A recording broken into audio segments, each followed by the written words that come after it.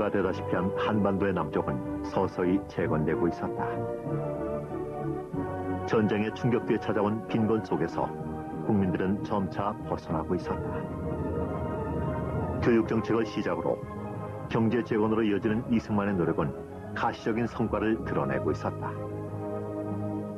폐허에서 경제 부흥으로 제3의 전쟁을 이승만은 시작하고 있었다.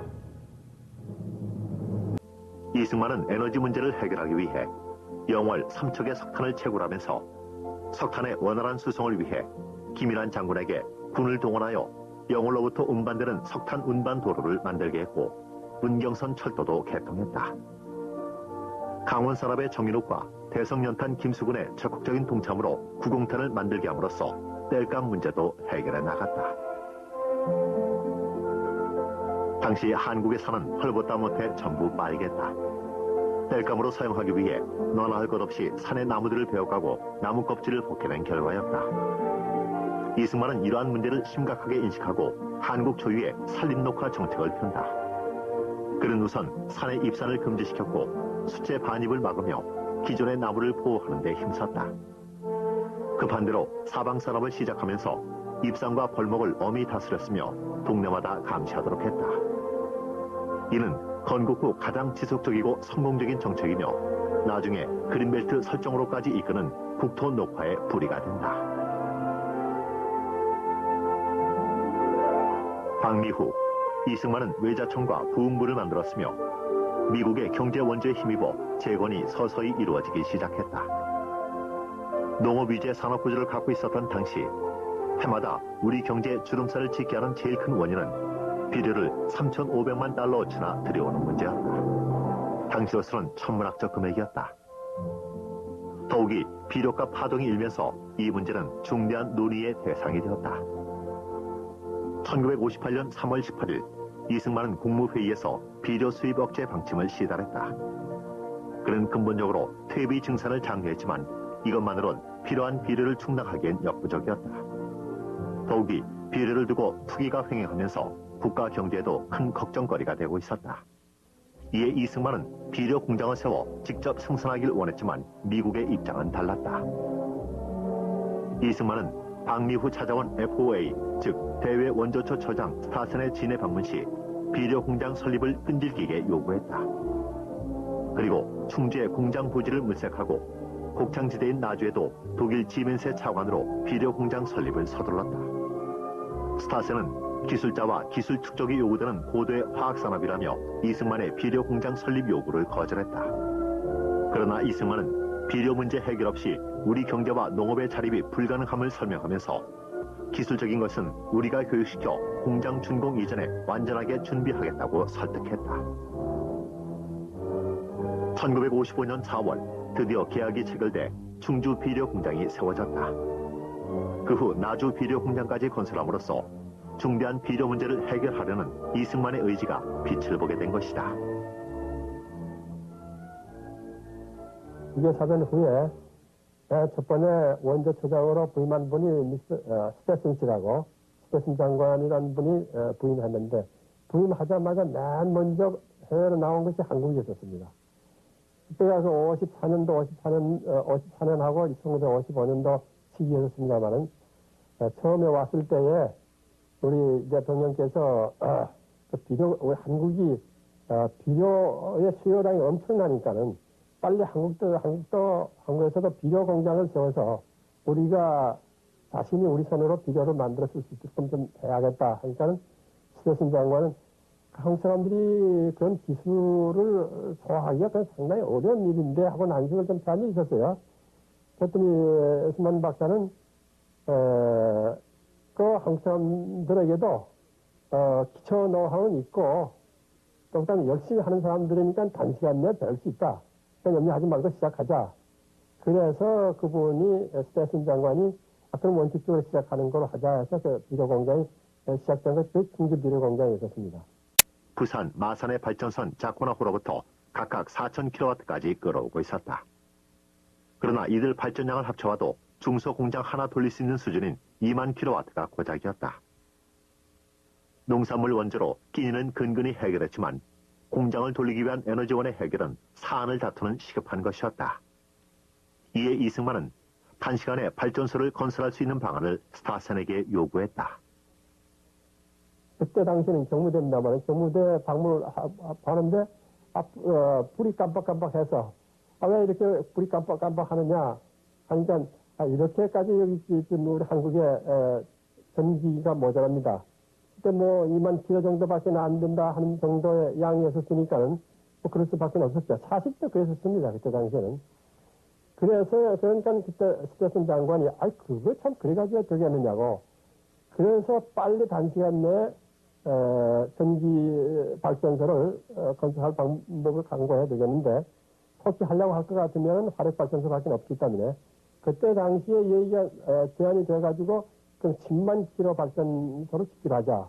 그것이 서울의 당연리하고 마산하고 삼척하고 세 군데 합해서 10만 킬로를 짓기로 하고 그건 뭐 입찰이나 그런 과정도 없이 시간을 단축하기 위해서 아주 턴키 베이스로 요즘에 말하면 막 1급 도급이라고 할까 그렇게 해서 미국 회사를 지정을 해가지고 나와서 단시간 내에 그걸 짓게 됐습니다.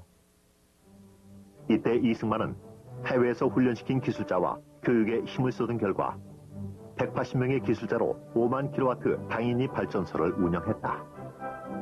파키스탄은 같은 용량의 발전소를 1,500명 인원으로 운영했다. 이승만의 교육의 중요성을 강조한 점이 절약경제 운영이라는 결과를 낳았다. 에너지 정책에 대한 이승만의 비전은 대단했다. 시급한 에너지 해결을 위한 것은 물론이고 과학 입국을 위한 방법으로 원자력 발전에까지 생각이 미치고 있었다.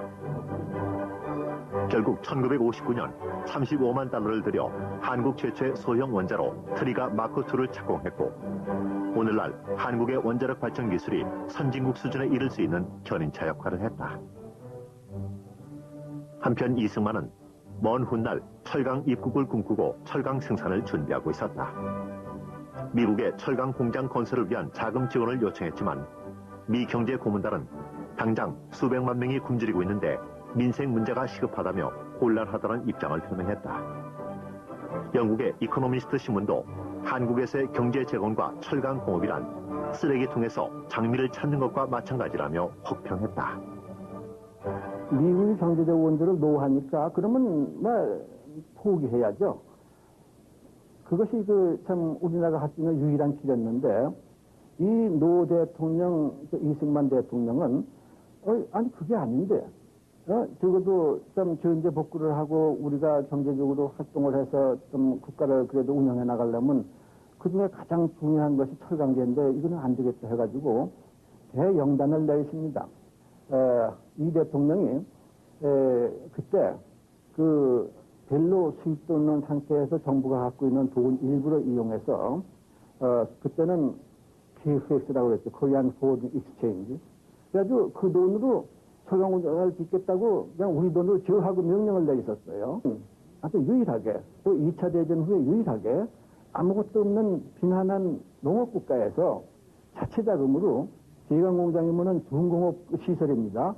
그거를 외국의 돈 한 푼 안 빌리고 그냥 자기 자금으로 짓는 그래가지고 그걸 지어가지고 성공을 해요. 이런 예가 세계적으로 없다고요. 그래서 우리나라가 지금 철강공업에 있어서 세계 제5위에 올라가 있고 포항종합제철은 단일 공장으로서는 세계 최대입니다. 그래서 우리가 아주 선진 철강국가가 됐는데 그 시작은 사실은 포항종합제철 1단계가 완공되는 1973년보다 20년 앞서서 63년, 53년에 이 대통령이 시작을 하신 것이 그 결실을 맺어진 것이지. 이승만은 조선과 해운에도 눈을 돌렸다. 1955년도 초라고 생각이 됩니다만은 부산에 조그마한 일정 시대부터 있던 조선소가 있었어요. 근데 조선소를 본격화해서 거기서 좀 웬만한 배를 생산할 수 있도록 좀 하는데 원자 자금 가지고 쓸 수 있도록 조성을 하라. 그래서 제가 여기 사설단하고 주한 사설단하고 미국의 본부에 가서 협상을 했었죠. 안 된다고 미국 측에서는. 그래서 나는 끝내 내밀었죠. 그런 결과 미국 측에서 승낙을 해서 그래서 그 부산에 있는 그 조선공사라는 것이 그때 당시에 조선회사로서 처음으로 본격화가 되었습니다. 오늘날 현재 조선 입국이다, 우리가 조선 국가다 이렇게 말하는데 사실 역사적으로 보면 그때부터 그 구상이 있었고 그런 선의적인 욕심이 있었기 때문에 오늘 현재 조선 사업이라는 것이 그렇게 활발하게 됐다는 동기다 이렇게 말씀드릴 수 있겠죠. 그것도 전적으로 그때 이 대통령 그분이 착안해가지고 먼저 말씀해서 지시했기 때문에 이게 시작이 됐던 것이었습니다. 미국도 이승만의 의지를 이해하기 시작했고 원조금을 이용해 사회 기반 시설을 갖추는데 박차를 가할 수 있게 됐다. 100% 수입에 의존하던 시멘트 작업 자족을 위해 문경 시멘트 공장을 건설하고 또한 건축자재 핵심인 유리 생산을 위해 한국 유리 공장도 건립하게 된다. 당시 우리 경제 실정으로는 모든 것을 원조에 의존하고 있었다. 기관차는 물론이고 철도와 철도 침목까지 수입에 의존할 수밖에 없었다. 당시 미국의 기술이 앞서 있었기 때문에 이승만은 이 기회에 기술 교육을 철저히 해 일본의 기술과 경제를 넘어보고 싶어 했다. 여기서도 일본에 대한 이승만의 생각을 읽을 수 있는데 그는 원조 자금으로 수입 물자를 들여올 때에도 일본에서는 사오지 못하게 했고 중간상으로도 일본인이 끼지 못하게 했다. 특히 박정희 대통령이 건설한 것으로 알려진 소양강 댐도 사실은 이승만 시절 기초조사와 건설 준비를 모두 마쳐둔 상태였다. 이승만은 스미스 히치먼 앤드 그릴이라는 엔지니어링 컨설팅사에 과학적이고 체계적인 컨설팅을 통한 프로젝트로 3천만 달러의 막대한 자금을 지불했다. 그리고 교육을 비롯한 산업과 건설 등 우리나라 전반을 새롭게 구축하려 했던 것이다. 소양강댐 역시 이 프로젝트에서 출발된 것이었고 오늘날의 과학기술은 모체도 이를 통해 구상됐다. 모든 걸 진행하되 과학적이고 기술적으로 맞아야 한다. 그래서 주먹구식으로 하지 말아라. 그것이 그 양반의 방침이었었고 또 미국도 그건 옳은 얘기다. 그래서 미국도 그렇게 했어요. 그래서 합의하기를 미국의 그 유명한 기술 타당성 조사 회사를 말이죠. 한국에다가 지정시켜가지고 모든 것을 좀 예비적으로나 혹은 본론적으로 조사할 수 있게 하도록 하자. 이렇게 합의가 됐죠. 스미스 힌치먼 앤드 그릴이라고 세 회사가 합동한 이름입니다. 그것이. 그 회사가 한국으로 나오게 되었어요. 그래서 여기 와서 주둔하고 있었죠. 필요한 자료들을 주어가지고 타당성 조사를 다 시켰고 타당성 조사한 것은 물론 그것이 이승만 대통령한테 다시 또 보고가 올라가고 또 보고가 올라가면 또 거기에 대해서 이렇게 하라 저렇게 하라 지시가 내려오고 그렇게 되었던 것입니다. 그 가운데 지금 말씀드린 대로 소양강댐이라든가 안동댐이라든가 그런 것도 다 그것이 그때 당시에 기초조사가 되어 있었고 준비가 다 있었습니다만은 그러나 그 후에 그 시간적인 여유가 없어서 실천을 못하고 있었죠. 그러다가 5.16 이후에 와서 사회가 안정되기 시작하면서 본격적인 이제 그 개별 사업을 진행하면서 준비되어 있던 그런 것을 시작하게 됐었죠. 6.25 전쟁 이후 이승만의 조국 재건설 의지는 원조 자금 5천만 달러 추가 도입에서 잘 나타나는데 당시 불가능할 것이라는 예상을 깨고 원조 자금 획득에 성공한다. 원조 자금을 이끌어내기 위해 이승만이 휴전 직전 꺼내든 외교 카드는 북진 통일론이었다.